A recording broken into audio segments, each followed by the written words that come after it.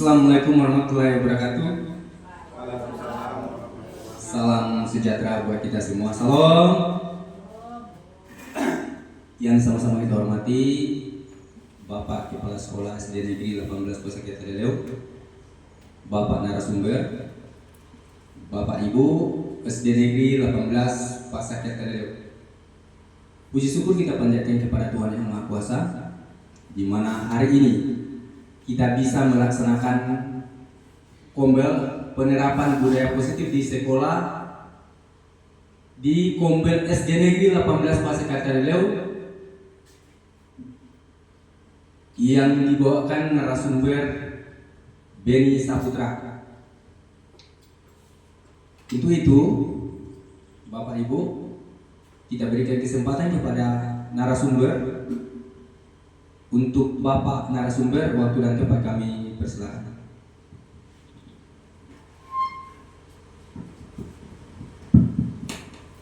Baik, terima kasih Pak Bungsu atas waktu dan kesempatannya. Baik Bapak Ibu, Assalamualaikum warahmatullahi wabarakatuh. Selamat pagi menjelang siang, salam sejahtera buat kita semua. Yang saya hormati Bapak Kepala SD Negeri 18 Pasakya Tadaleu, seterusnya kepada rekan guru yang hadir pada kesempatan kali ini, yaitunya dalam rangka berbagi praktik baik dengan tema penerapan budaya positif di sekolah yang kita laksanakan pada Kombel SD Negeri 18 Pasakya Tadaleu. Dalam hal ini saya mencoba sebagai narasumber untuk kesempatan kali ini.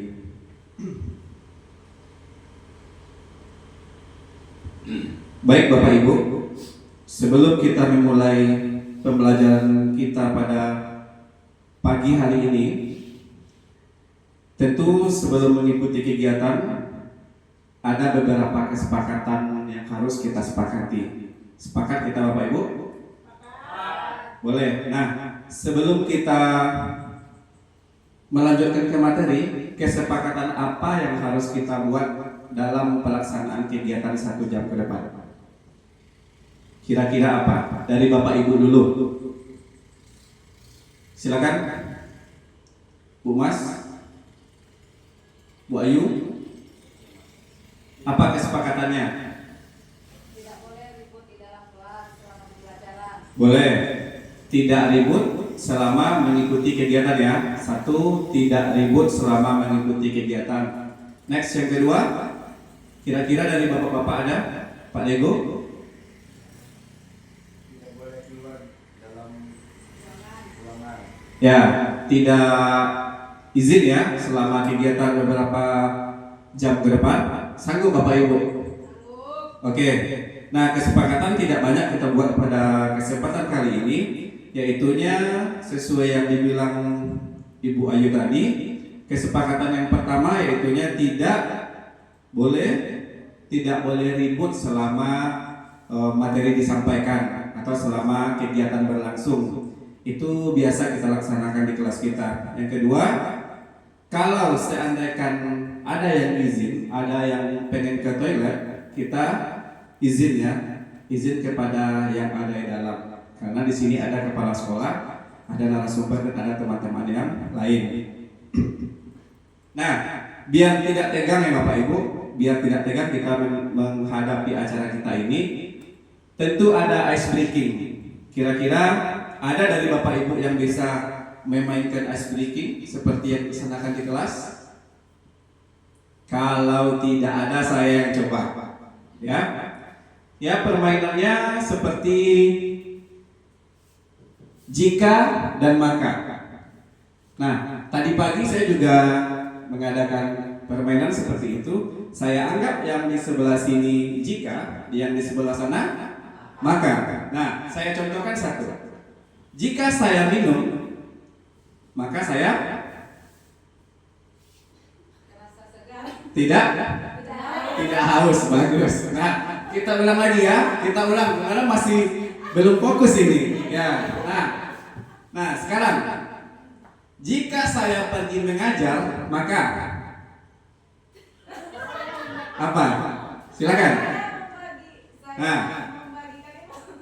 Maka saya dapat mentransfer ilmu kepada peserta didik saya. Nah, saya coba lagi ya.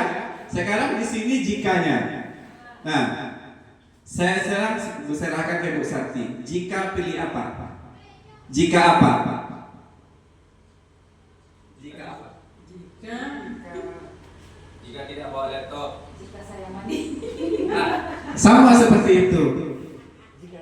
Jika saya suka padamu, maka kamu suka padaku. Seperti itulah kira-kira untuk memacu otak kiri, keseimbangan otak kiri dengan otak kanan kita. Nah, jadi Bapak Ibu, selama pembelajaran itu kita tidak vakum dan tidak hanya masuk. Assalamualaikum warahmatullahi wabarakatuh. Selamat pagi anak-anak, pagi Pak, pagi Bu. Bukan seperti itu saja. Silakan buat ice breaking yang mana yang Bapak Ibu suka. Silakan Pak. Nah, seperti apa yang mau Bapak Ibu buat? Seperti yang saya bikin barusan, saya juga bisa kita menggunakan, anggap seperti ini, spidol ke anak. Saya sudah terapkan di kelas saya. Itu kalau saya berdirikan, kalau pagi itu saya pegang spidol, anak saya sudah berdiri. Berdiri dia dengan posisi begini. Kalau saya turunkan begini, dia duduk. Ya, kalau saya miringkan ke sini, kepalanya begini. Saya miringkan ke kanan, kepalanya ke kanan. Nah, setelah itu saya buat begini. Saya baru masuk ke kelas. Selamat pagi anak-anak, pagi Pak, katanya. Saya turun begini. Saya turunkan satu-satu, mulai mereka duduk sampai saya begini, mereka hormat. Jadi kita nggak pusing-pusing lagi. Kita sebagai guru zaman sekarang, Bapak Ibu, tidak perlu lagi banyak ngomong. Ya, kita hanya perlu action sebenarnya. Makanya Bapak Ibu, adopsilah banyak materi yang ada di PNM. Ya, sesuai dengan yang sudah kita pilih pada indikator kita, yaitunya keteraturan kelas, yang mana Bapak Ibu sudah diobservasi oleh kepala sekolah, dan alhamdulillah penilaian kita sudah sampai 100%. Dan nilainya mungkin akan kita kirim ke dinas berikutnya. Nah, untuk semester depan itu ditingkatkan lagi karena penilaian itu ada 2 kali dalam setahun. Nah, kembali kita ke ice breakingnya ya sebelum masuk. Nah, jika dan maka satu saja, satu di sini, satu di sana. Saya minta dari kelompok sini dulu.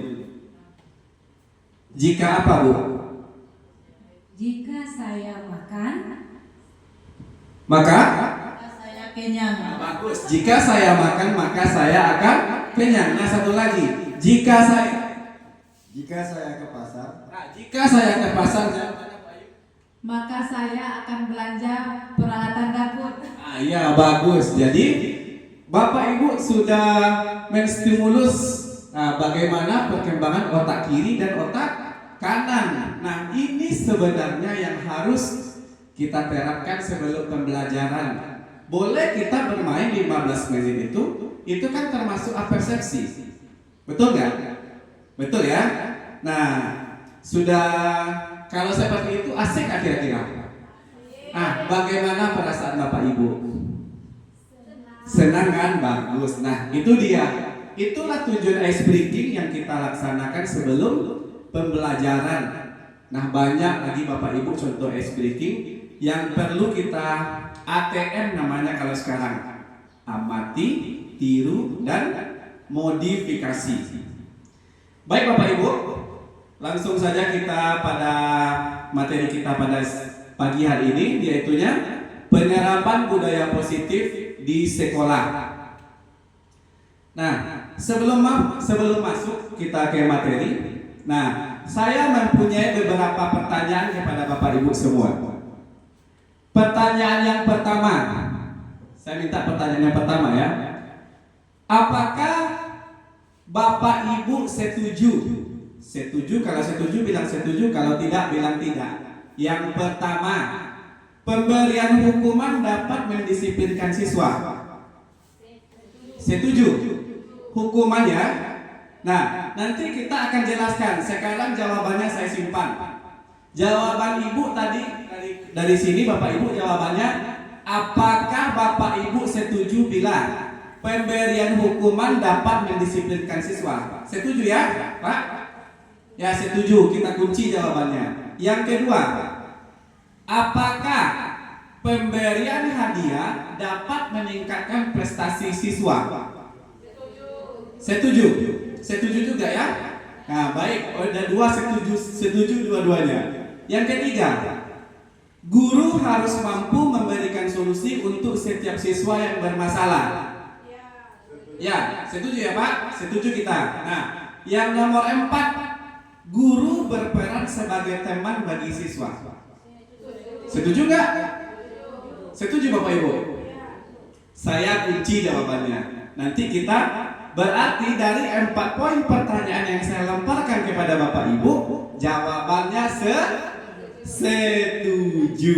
Oke, nanti akan ketemu di pertengahan pelajaran kita.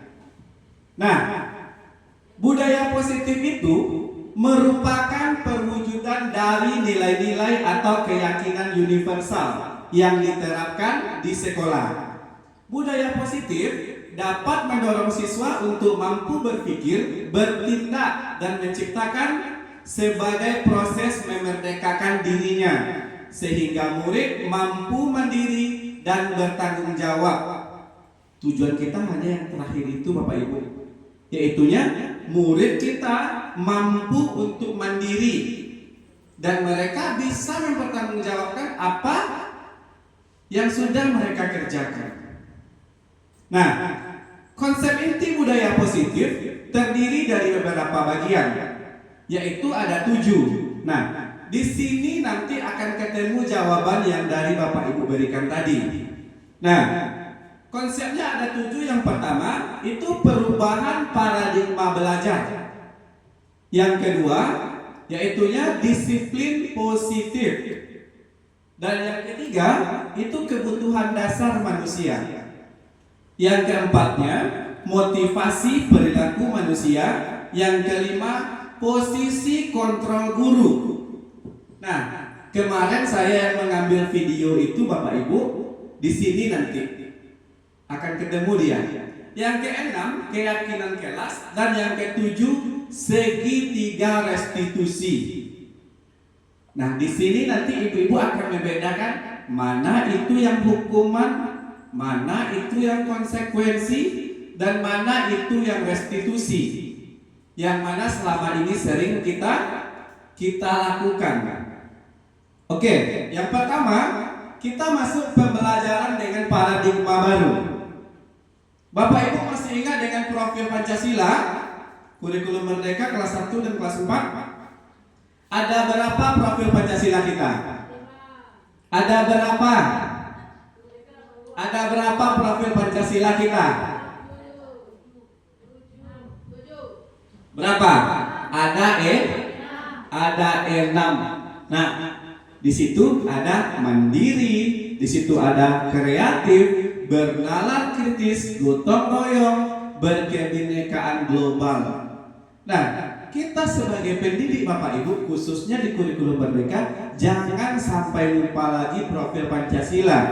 Nah, ini yang akan kita terapkan kepada siswa kita. Di kurikulum Merdeka, patokannya yang 6 ini Bapak Ibu. Nah, pembelajaran dengan paradigma baru merupakan pembelajaran yang dirancang berdasarkan prinsip pembelajaran berdiferensiasi, yaitu sehingga peserta didik belajar sesuai dengan kebutuhannya. Itu yang pembelajaran berdiferensiasi itu. Contoh, sesuai kebutuhannya kita pembelajaran sekarang. Tidak lagi, oh anak ini tidak mampu dengan KD ini, kita turunkan KD-nya. Nah, selain itu, pembelajaran paradigma baru merupakan pembelajaran yang berorientasi kepada penguatan kompetensi dan pengembangan karakter yang sesuai dengan dimensi profil pelajar Pancasila, yaitu yang 6 yang kita bicarakan di awal tadi. Nah, yang kedua ada disiplin positif. Nanti akan ketemu pertanyaan yang saya lontarkan tadi ya. Disiplin positif itu merupakan pembiasaan hal yang baik Garis bawahi Bapak Ibu, pembiasaan hal yang baik. Nah, mencakup sikap atau perilaku maupun tutur kata oleh seluruh warga sekolah. Siapa saja warga sekolah Bapak Ibu? Siswa, guru, seluruh pihak yang terkait dengan sekolah ini itu disebut dengan warga sekolah. Nah, terutama bagi murid agar dapat berkembang menjadi pribadi yang kritis, mandiri, dan bertanggung jawab.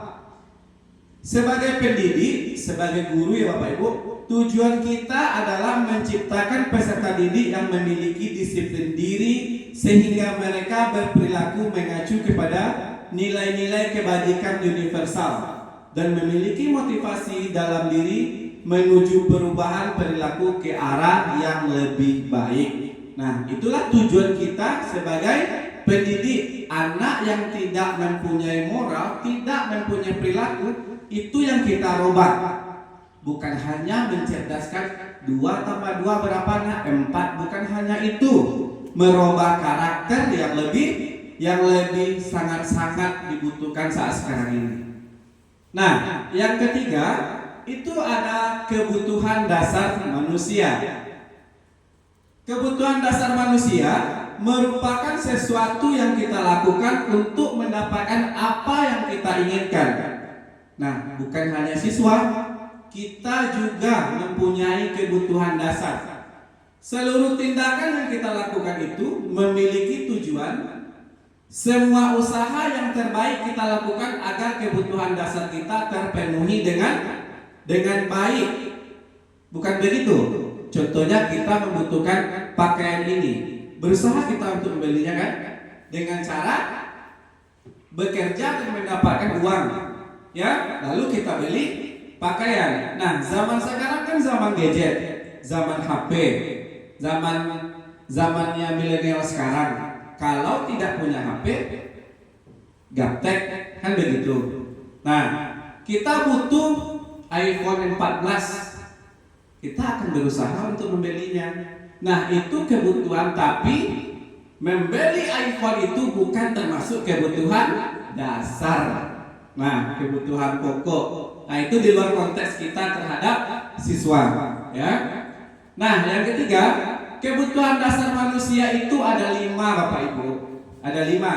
Yang pertama itu bertahan hidup. Yang mana? Yang kita butuhkan yaitu makanan, pakaian, tempat tinggal, keamanan, dan kesehatan. Nah, kebutuhan dasar kita itu ada 5. Yang pertama yaitunya bertahan hidup. Kalau tidak ada yang ini Bapak Ibu tidak akan bertahan kita hidup. Nah, tanpa ada makan kita bisa bertahan hidup? Nah, tentu tidak. Nah, yang kedua itu kasih sayang dan rasa diterima. Itu juga merupakan suatu kebutuhan. Yang mana rasa diterima, berbagi, kerjasama, dan menjadi bagian dari kelompok. Misalkan di sekolah kita ini kita tidak ada rasa menerima. Contoh, tidak diterima saya di sekolah ini. Contohnya kan, tentu tidak ada rasa memiliki. Kan seperti itu. Dan kerjasama tidak akan terjadi kalau tidak ada kasih sayang dan rasa yang diterima tersebut. Nah, yang ketiga yaitu penguasaan, harga diri, keinginan untuk dianggap memimpin, berprestasi, diakui dan didengar. Contohnya, Bu Berna, dia mampu contohnya untuk memimpin sekolah ini, tapi tidak ada yang melirik. Tentu mereka merasa berkecil hati, ya. Tidak jauh-jauh kita ambil sampel, kan begitu. Contoh, di dalam suatu sekolah sekarang kita kan semuanya istilahnya berkompeten, hadir. Nah, di suatu ketika, di saat ada event ternyata kita tidak dianggap. Bagaimana perasaan kita? Nah, sedih kan? Nah, itulah perlunya penguasaan tadi. Nah, yang keempat yaitunya kebebasan, yaitunya mandiri, memiliki pilihan, mencoba hal baru dan mampu mengendalikan arah dirinya. Ya, Bapak Ibu, kita sebagai guru zaman sekarang itu memang kalau kata orang di Minang, Bapak Ibu, indak basuhan lain. Ibaratkan kita makan pisang, kita yang buka kulitnya sendiri. Kalau zaman dulu, Pak, saya butuh RPP, yang carikan sekolah. Kalau sekarang, kita membuat RPP berdasarkan kebutuhan siswa kita. Apalagi di kurikulum merdeka.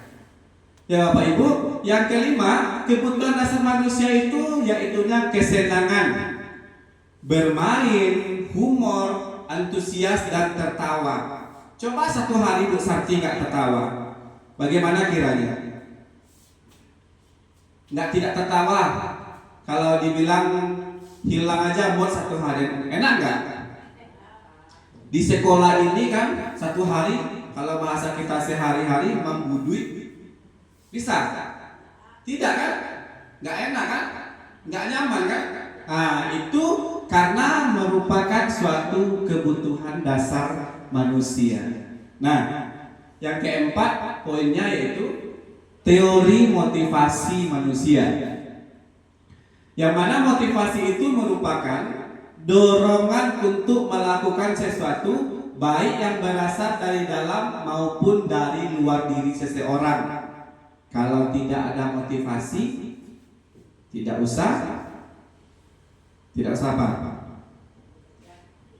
Ya, kalau kita di sekolah tidak punya kita motivasi, tidak usah ke sekolah. Tidak ada semangat karena motivasi tujuan hidup kita itu tidak ada. Nah, teori motivasi dan perilaku manusia itu ada 3. Yang pertama, untuk menghindari ketidaknyamanan hukuman. Sesuai dengan tadi soal ya, itu motivasi manusia. Yang pertama, untuk menghindari ketidaknyamanan atau hukuman. Nah, nanti akan ketemu jawaban yang tadi, makanya saya letak di pertama jawabannya. Ibu-ibu nanti akan menentukan jawaban apa sih? Apakah betul itu hukuman atau restitusi? Atau itu konsekuensi? Ya, yang kedua, untuk mendapatkan imbalan atau penghargaan dari orang lain. Ada motivasi kita seperti itu. Contohnya saya bekerja nih untuk mengharapkan imbalan penghargaan dari orang lain. Contohnya dari atasan. Saya bekerja seperti ini biar saya dipuji sama atasan. Itu termasuk motivasi. Yang ketiga, untuk menjadi orang yang mereka inginkan dan menghargai diri sendiri dengan nilai-nilai yang mereka percaya. Itu juga termasuk teori motivasi. Nah, di sini yang saya bilang tadi, ada lagi kasus hukumankah atau konsekuensi? Bapak Ibu jawab lagi ya. Ada 4 pertanyaan yang saya lontarkan. Yang pertama, siswa kita diminta untuk push up 15 kali. Ini mungkin guru olahraga sering melaksanakan ini karena tidak mengerjakan PR. Begitu Pak Bu? Ya. Meminta murid untuk push up 15 kali karena tidak mengerjakan PR. Termasuk hukumankah atau konsekuensi? Hukuman lagi. Oke. Saya kunci ya. Kunci jawabannya hukuman. Yang kedua, mengganti kertas teman yang telah dicoret-coret. Konsekuensi atau hukuman? Konsekuensi ya. Berarti yang nomor 2 kita konsekuensi. Ya, kita simpulkan nanti bersama ya. Nah, yang ketiga, membersihkan WC karena terlambat datang ke sekolah. Hah? Apa? Hukuman. Ya hukuman? Hukuman kalau kata kita tadi hukuman. Yang keempat, membersihkan coretan yang dibuatnya di meja tulis. Mereka sudah konsekuensi. Berarti sepakat 2 hukuman, 2 konsekuensi. Baik. Nah, di sini jawabannya kita temukan. Nah, ya, hukuman, konsekuensi dan restitusi. Ya, ini walaupun ini praktik berbagi Bapak Ibu, materi ini sengaja dikutip biar kita paham. Apakah betul kita melaksanakan hukuman terhadap anak atau termasuk konsekuensi atau itu restitusi? Nah, selama ini kita semuanya anak dihukum.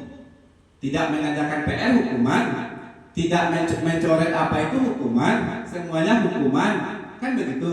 Nah, sekarang hukuman itu ciri-cirinya ada 4. Yang pertama, tidak terencana atau tiba-tiba. Ya, tadi contohnya apa? Contohnya ya, murid diminta untuk push up untuk 15 kali. Apakah Pak Bungsu rencanakan itu di sekolah dari rumah? Tidak. Berarti sudah termasuk apa itu? Hukuman. Kita simpulkan dulu ya. Nah, yang kedua, murid tidak tahu apa yang akan terjadi. Betul kan? Karena kita tadi menyuruh dia push up, kan tidak tahu mereka apa yang terjadi. Jika saya terlambat, apakah saya akan disuruh push up atau langsung masuk kelas saja? Nah, yang ketiga, bersifat satu arah saja. Itu hanya untuk siswa gitu ya. Yang keempat, berupa hukuman fisik. Push up fisik nggak? Fisik. Nah, ya apa kita ya? Kita kunci jawaban pertama kita, yaitunya meminta murid untuk push up selama 15 kali itu termasuk hukuman. Nah, yang kedua, mengganti kertas teman yang telah dicoret-coret. Nah, kita lihat tadi. Betul yang kita pilih tadi hukuman? Sudah bagus Bapak Ibu. Saya plus dulu. Bagus, berarti sudah tepat apa yang dilaksanakan selama ini. Ya, yang kedua, konsekuensi. Terencana atau disepakati sesuai dengan peraturan. Itu konsekuensi ya. Terencana dia, kita buat programnya, kita rencanakan, itu konsekuensi. Yang kedua, sikap guru selalu memonitor murid. Ya, sikap guru selalu kita pantau murid kita. Itu yang kita jadikan sebagai konsekuensi. Nah, murid tetap dibuat tidak nyaman. Itu konsekuensi kalau kita adakan di sekolah, konsekuensi. Nah, yang ketiga kita teruskan dulu, yang mana itu hukuman, konsekuensi, restitusi. Nanti kita betulkan jawaban yang pertama. Restitusi ciri-cirinya yaitu proses pencapaian kondisi bagi murid untuk memperbaiki kesalahannya. Ya, sudah ya. Yang keempat, proses kolaboratif yang mengajarkan murid untuk mencari solusi sendiri. Itu yang disebut dengan restitusi. Ya, sudah mulai terbuka kan Bu sedikit-sedikit. Nah,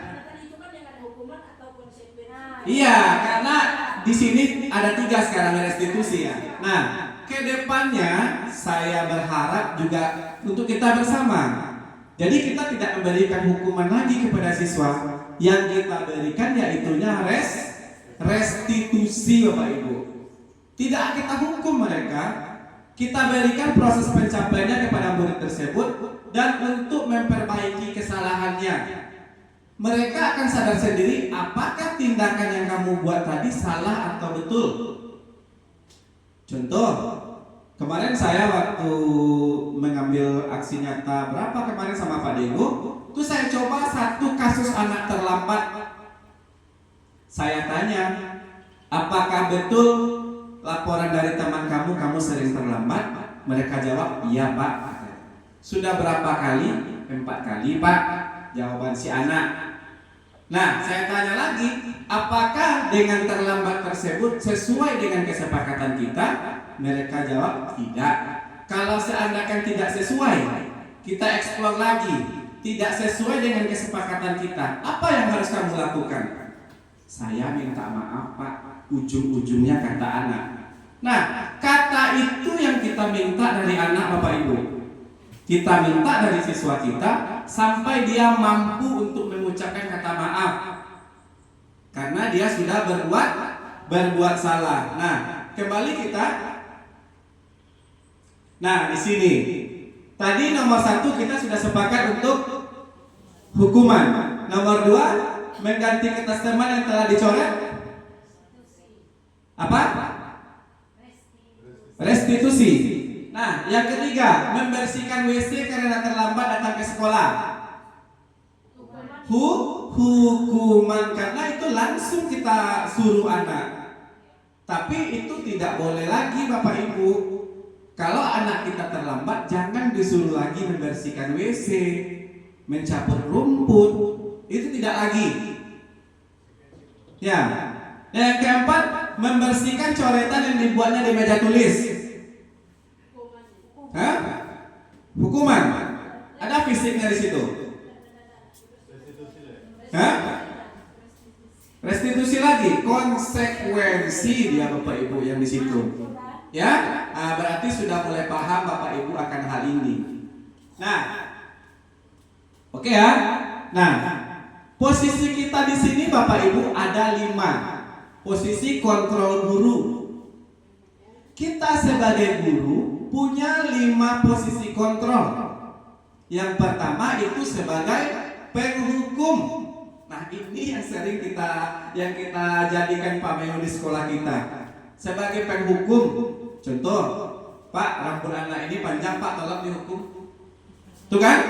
Posisi kita sebagai penghukum. Nah, yang kedua, pembuat rasa bersalah. Ada kira-kira posisi kita seperti itu? Betul. Membuat anak itu rasa bersalah. Nanti akan kita jelaskan. Nah, yang ketiga, posisi kontrol kita itu sebagai teman bagi siswa kita. Ya. Yang keempat sebagai pemantau. Dan yang kelima sebagai manajer. Nah, ini dia posisi kontrol tadi. Sebagai penghukum, ciri-cirinya seperti ini Bapak Ibu. Nada suaranya tinggi, bahasa tubuh, matanya melotot. Pernah Ibu lakukan? Pernah, bagus. Dan jari menunjuk. Menghardik siswa begini dengan jari kiri pula. Pernah Pak? Nah, kalau tidak pernah itu alhamdulillah ya. Nah, setelah itu hukuman siswa fisik atau verbal. Pernah kita memukul siswa kita? Pernah, sering jawabannya. Nah, itu yang akan kita rubah lagi Bapak Ibu. Dengan hal yang begitu mereka dendam kepada kita. Nah, dampak yang terjadi pada murid pada posisi penghukum. Nah, dampak yang terjadi pada murid, posisi kita sebagai penghukum itu adalah murid kita jadi dendam. Dijewer telinganya sama Bu Mas, besok dia dendam tuh. Betul nggak? Betul kan? Yang kedua, murid tidak menyukai mata pelajaran yang diampunya lagi. Anggap saya guru bidang studi matematika gitu. Di saat saya marah, tidak akan masuk dia lagi. Betul? Kalaupun itu masuk, mereka merasa tertekan dan terpaksa Bapak Ibu. Nah, jadi posisi kita sebagai penghukum ini kalau bisa dikurang-kurangi ya. Nah, jangan ditambah lagi, tidak usah. Kalau guru zaman sekarang sudah tidak zamannya lagi untuk seperti itu. Nah, yang kedua, pembuat rasa bersalah pada murid. Ciri-cirinya yaitunya suaranya cenderung lembut. Nah, namun kata-katanya menyalahkan murid. Ada. Dia ngomong lembut saja, datar saja. Tapi yang mana perkataannya tersebut membuat murid merasa bersalah. Oh iya, aku yang salah, cabai rawit ya Bu ya. Oke, mantap. Nah, dampak yang terjadi pada posisi ini yaitunya murid merasa bersalah, identitasnya gagal. Ibu sudah membunuh karakter siswa kita. Tentu iya. Mereka merasa bersalah karena sudah melakukan kegiatan. Unde katanya kan, marah ibu sama aku aku sudah membuat kesalahan. Sampai di rumah akan terbawa sama mereka. Tapi ibunya tidak marah, bapaknya tidak marah di sekolah dengan bahasa yang datar saja. Suka nggak bapak ibu seperti itu? Akhirnya anak sampai rumah terbawa. Sama kalau anak SMA dibuat seperti itu bisa gantung diri. Ya, maka kita hindari. Yang kedua, murid tidak mandiri dan tidak bisa berpikir untuk dirinya sendiri. Ya. Nah, posisi yang keempat,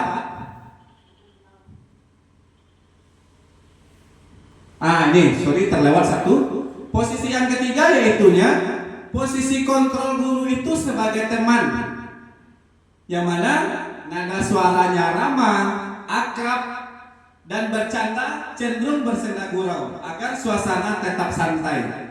Nah, dampak yang terjadi pada murid pada posisi ini yaitunya murid akan bergantung pada satu orang. Anggap ya, dia akan menganggap yang gurunya satu itu saja. Ya, kalau posisi guru itu sebagai teman, maka siswanya akan menganggap guru saya hanya ibu itu. Ada nggak kita temui siswa kita seperti itu? Ada nggak kira-kira siswa kita sering belajarnya hanya dengan guru itu? Kalau nggak guru itu dia nggak mau. Ada kan? Sebagian besar itu kita temui bapak ibu. Tidak tertutup kemungkinan. Nah, dampaknya apa? Murid tidak mandiri, tidak bisa berpikir untuk dirinya sendiri. Nah, yang keempat itu posisi sebagai pemantau. Seorang pemantau akan bersuara datar, tidak emosional ataupun menggunakan suara tinggi, karena dia hanya memantau dan melihat. Tidak akan pernah dia menggunakan suara tinggi. Apapun yang akan terjadi, contoh, saya disuruh untuk memantau bapak ibu. Mau bapak ibu ngapain, berbuat apa, tentu saya datar aja. Yang namanya pemantau yang dipergunakan hanya tinta penanya. Ya, yang kedua, dampaknya apa? Murid akan menghitung konsekuensi hadiah tanpa memahami sepenuhnya nilai kebajikan yang dituju. Yang kedua, murid tidak sepenuhnya mandiri. Jadi tidak sudah 4 posisi kontrol, tidak ada yang membuat siswa kita mandiri. Nah, yang kelima, sebagai manajer, bapak ibu bisa pilih nanti posisi kontrol mana yang harus kita miliki. Yang kelima itu sebagai manajer, suara kita netral, tidak emosional, tidak terlalu ramah, dan tidak bernada tinggi. Guru membimbing murid untuk memecahkan masalahnya sendiri. Nah, posisi ini yang seharusnya yang akan kita kembangkan bapak ibu. Nah, dampaknya yaitu murid kita mandiri. Yang kedua, murid menjadi percaya diri dan dapat memecahkan masalahnya. Kalau bapak ibu memposisikan diri sebagai manajer, bukan hanya kepala sekolah ya yang mempunyai kompetensi manajerial itu. Jadi guru kedepannya harus mempunyai kompetensi manajerial tersebut.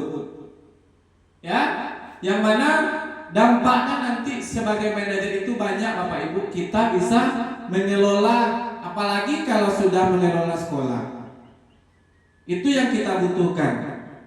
Nah, untuk kedepannya, untuk lebih banyak pengetahuan kita, silahkan diakses lagi PNM-nya bapak ibu. Jangan hanya untuk pengelolaan kinerja saja. Kan di situ juga ditanya, inspirasi apa yang bapak ibu dapatkan pada saat membuka itu platform Merdeka Mengajar tersebut.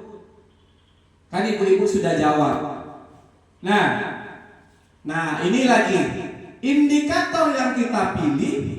Indikator yang kita pilih yaitunya keyakinan kelas. Bukankah begitu kemarin? Di PNM, dikarenakan rapor mutu pendidikan kita itu hijau semua, kita pilih kemarin keyakinan kelas. Untuk semester 2 tidak ini lagi Bapak Ibu, karena sudah kita pecahkan. Nah, keyakinan kelas merupakan kesepakatan kelas yang diyakini bersama guru dan murid dengan harapan dapat meningkatkan kedisiplinan murid. Seperti yang kita lakukan di awal tadi Bapak Ibu. Di dalam RPP kita, di dalam modul ajar kita tuangkanlah kesepakatan kelas ini. Tapi jangan kita yang menulis. Kita minta, kita gali, kita eksplor dari siswa kita. Kita tanyakan kepada siswa sebelum belajar itu, kesepakatan apa yang akan kita buat sebelum pembelajaran.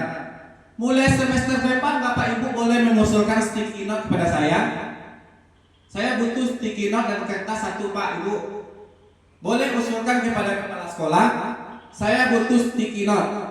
Kalau seandainya saya sekarang ada sticky note, saya akan menyuruh Bapak Ibu untuk membuat keyakinan kelas kita. Ditulis keyakinan kelas itu, ditempel di dinding.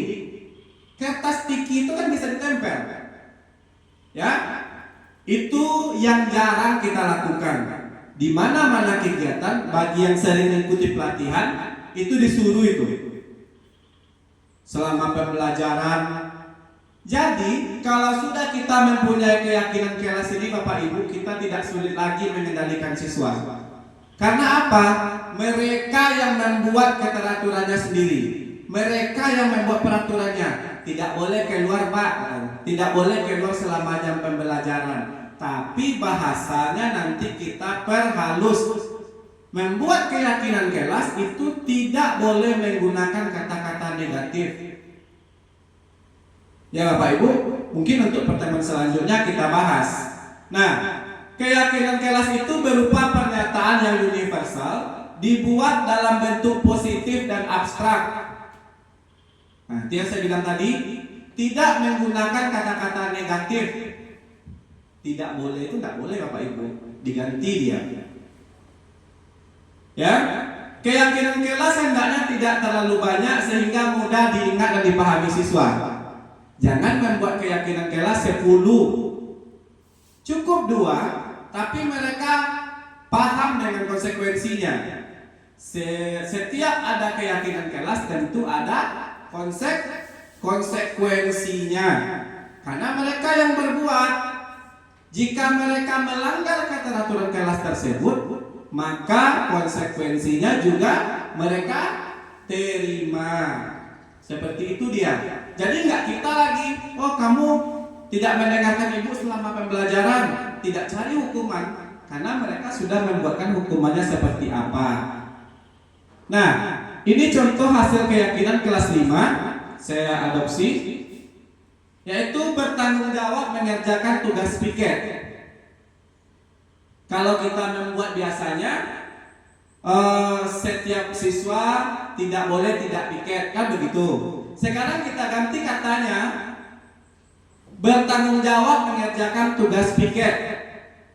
Yang kedua, bersikap jujur. Selama dalam kelas itu boleh kita terapkan ini Bapak Ibu. Makanya saya bilang tadi, di tahun ajaran baru Bapak Ibu boleh meminta perlengkapannya kepada bendahara. Ya, sticky note itu dibutuhkan di situ. Nanti saya kalau bisa Bapak Ibu di semester depan sudah mempunyai keyakinan kelas yang ditempel di dinding kelasnya. Terkhusus bagi guru kelas itu sangat dibutuhkan ya. Yang ketiga, bersikap tenang saat pelajaran berlangsung. Tadi apa kita buat? Tidak boleh ribut. Kita bikin pertama kan Bu Ayu. Nah, sekarang kita ganti kata-katanya ke yang positif. Bersikap tenang saat pelajaran berlangsung. Nah, materi ini nanti saya akan share juga di grup kita, biar kita bisa pelajari dan buka-buka lagi di saat malam. Nah, yang keempat, bersikap sopan dan menghormati guru. Nah, itu dia. Yang keempat, saling tolong menolong. Kan tidak ada kata tidak di situ kan? Diganti dia katanya semua ke positif. Hidup rukun dengan teman. Kalau kita biasanya buat tidak boleh berantem di kelas kan begitu. kita ganti katanya di situ hidup rukun dengan teman. Oke. Nah, ini lagi Bapak Ibu tidak berapa lagi. Yang ketujuh yaitunya segitiga restitusi. Restitusi ini yang perlu kita pelajari. Dan kedepannya kita tidak memberi hukuman lagi, tidak memberi konsekuensi lagi. Yang mana segitiga restitusi itu terdiri dari 3. Yang pertama, menstabilkan identitas. Yang kedua, menanyakan keyakinan. Yang ketiga, validasi tindakan yang salah.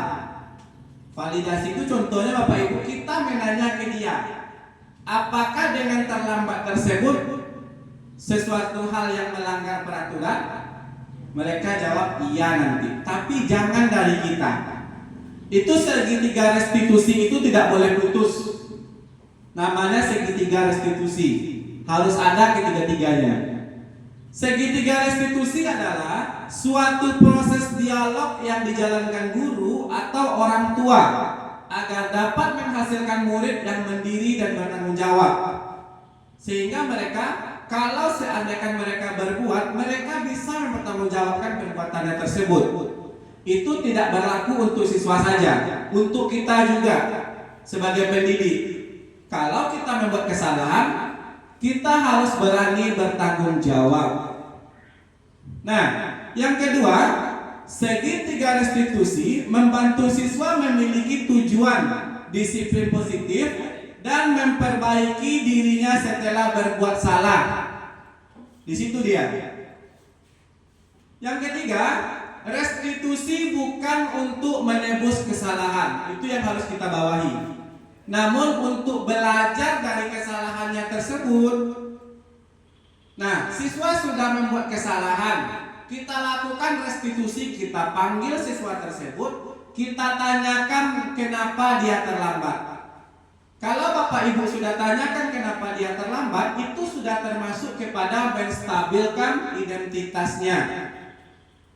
Karena dia akan menjawab, kenapa kamu terlambat pagi ini?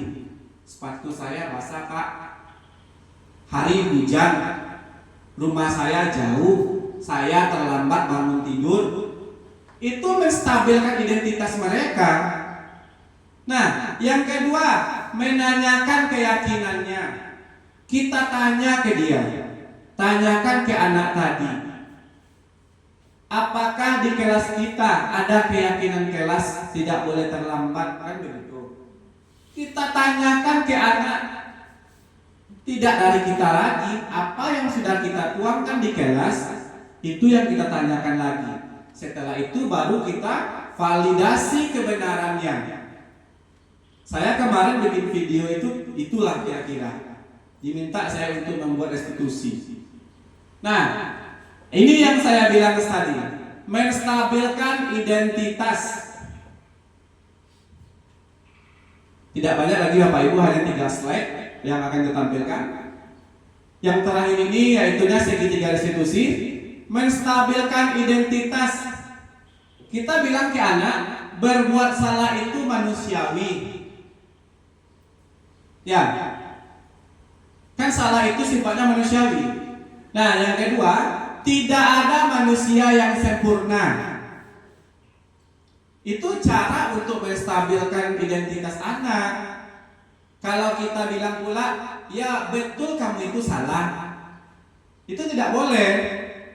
Kita bilang ke anak, yang kamu lakukan itu, seperti itu kata-katanya, berbuat salah itu manusiawi.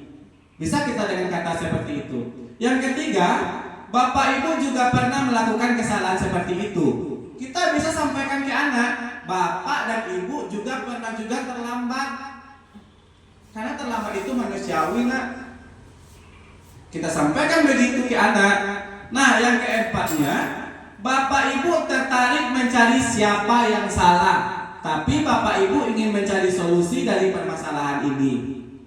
Tentu bercerita dengan anak, kan? Kita ambil contohnya dari yang sering mencontek. Kita akan cari di situ kenapa dia marah, kenapa dia berantem tadi di kelas. Pasti dia akan melakukan pembelaan. Saya berantem Pak karena tugas saya sering dicontek sama anak. Contoh, kemarin saya ambil contoh si Chelsea dengan Michael. Dia bilang, saya sering berantem Pak dikarenakan semua tugas-tugas saya dicontek oleh si Michael. Kan kita menggali itu, kita akan mencari solusi siapa yang salah di situ. Nah, yang kelima, kamu berhak merasa begitu. Nah, wajarlah nak kamu marah. Itu dia restitusi. Ya, lanjut yang kedua, validasi tindakan yang salah. Validasi, kita validasi kebenarannya. Nah, kamu pasti punya alasan mengapa kamu melakukan hal itu. Tanyakan kepada anak. Nah, contohnya dia tadi memukul temannya. Alasan kamu memukul teman itu apa, nak? Kita tanya. Itu kita cara menentukan validasi tindakan tersebut. Nah, yang kedua, kamu patut bangga pada dirimu sendiri karena kamu telah melindungi sesuatu yang penting buat kamu. Kenapa penting? Karena tugasnya tadi selalu dicontek. Tentu dia lindungi lagi, dia sudah capek membuat. Bukankah begitu? Bapak Ibu juga lah. Saya mengambil tugas yang sudah Bapak Ibu buat. Tentu Bapak Ibu marah kan? Kita sampelkan saja minuman ini. Ini minuman Bapak Ibu. Hanya satu-satunya saya ambil juga. Marah tidak? Nah, marah. Nah, yang ketiga, kamu boleh mempertahankan sikap itu. Tapi kamu harus menambahkan sikap yang baru. Nah, kalau dia sudah marah tadi, boleh dia marah. Boleh dia marah karena tugas mereka diambil. Tapi tambahkan sikap positifnya. Tidak hanya marah-marah saja. Nah, yang ketiga, itu menanyakan keyakinan. Yang terakhirnya itu menanyakan keyakinan. Nah, di sini nampak keyakinan kelas apa? Apa keyakinan kelas kita? Tadi bahwasanya tidak boleh mencontek. Nah, itu contohnya. Yang kedua, nilai-nilai apa yang telah kita sepakati? Ya. Lanjut yang ketiga, seperti apa kelas yang ideal buat kamu? Kita tanyakan kepada siswa kita di awal semester contohnya. Mereka itu mengidamkan kelasnya seperti apa? Seperti apa kira-kira idaman mereka? Oh Bapak Ibu, Pak, saya mau kelas saya bersih. Saya mau di kelas ini Pak ada gambar. Ya kita sebagai guru kita penuhi. Di awal semester itu perlu kita melakukan asesmen Bapak Ibu. Jadi berubahlah pola mengajar kita yang awalnya dari ketidaktahuan, sekarang Bapak Ibu sudah bisa mengakses PNM. Di situ banyak ada bukti nyata, ada bukti karya, aksi nyata. Kan banyak di situ yang bisa Bapak Ibu ambil. Nah, yang keempat, kamu mau jadi orang seperti apa? Nah, kita minta kepada anak kita di situ. Mau jadi orang seperti apa kamu di sana? Kan bisa. Bisa kita kan menanyakan ke anak seperti itu. Nah, kira-kira sudahkah kita lakukan hal tersebut? Mau? Sudahkah kita lakukan selama ini Bapak Ibu? Belum kan? Nah, saya pun berharap dan saya pun juga masih tahap pembelajaran. Dan saya pun berpesan kepada rekan-rekan guru semua, jangan bosan-bosan untuk belajar. Dan saya berharap juga untuk pembukaan guru penggerak angkatan 13, saya mohon Bapak Ibu mengikuti. Di sini saya langsung mengkader Bapak Ibu semua. Kalau ada sekiranya Pak, saya kesulitan di bidang ini, bukan saya bilang oh sok-sokan sebagai guru penggerak, nggak seperti itu. Saya berkewajiban mentransformasi ilmu yang sudah saya dapat kepada Bapak Ibu. Dan tujuannya jangan sampai ke posisi lama Bapak Ibu. Kita selalu ngomong lah mengikuti guru penggerak itu untuk jadi kepala sekolah, hal yang salah. Tidak, jawabannya tidak untuk jadi kepala sekolah. Kita mengikuti guru penggerak tujuannya Bapak Ibu bisa menjadi pemimpin pembelajaran. Di situ akan banyak tertuang contoh tadi. Segitiga restitusi itu materi dari fasilitator BGP. Mereka yang menuangkan materi dan kami sebagai penyampainya. Dan alhamdulillah pada kesempatan kali ini saya dapat menjabarkan pada kombel kita. Nah, itu udah salah satu termasuk aksi berbuat berbagi praktek baik. Untuk kedepannya, saya juga meminta Bapak Ibu untuk bisa berbagi praktek baik, tidak hanya mengenai pembelajaran atau apa sekiranya yang sudah mampu. Silakan buatkan slide PPT-nya. Kalau tidak mampu kami membantu. Di sini kasih materi, dibikinkan PPT, bisa menjabarkan. Jadi setiap kita itu sudah menjadi pemimpin pembelajaran. Karena kita seorang guru. Tidak ada lagi Bapak Ibu dengan kata saya tidak bisa Pak, saya tidak bisa. Tidak ada lagi. Saya maunya SD 18 ini maju, walaupun tidak dapat TK ya lagi ya. Ya Pak Ibu ya, maju kita, tidak masalah, semangat ya. Ya semangat, tetap semangatnya harus 45. Nah mungkin Bapak Ibu harapan saya seperti itu. Dan kita sudah sampai di penghujung acara pada sesi ini.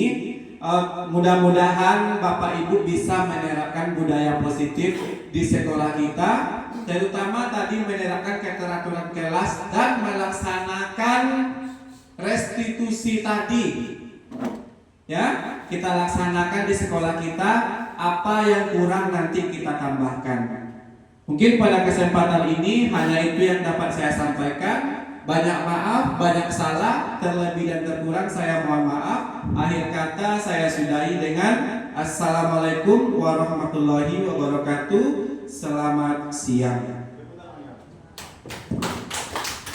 Saya kembalikan lagi ke moderator. Baik, terima kasih kepada para narasumber telah memberikan dan membagikan materi kepada kami. Namun semoga materi-materi yang telah Bapak pemateri jabarkan bisa menjadi pegangan kami dan bisa menjadi kami laksanakan di SD 18 Pasar Kiatadel. Saya pikir hanya itu yang kita mau sampaikan. Untuk demikian dan selamat sore, selamat siang. Siap, Pak. Terima kasih. Tepuk tangan. Kita akan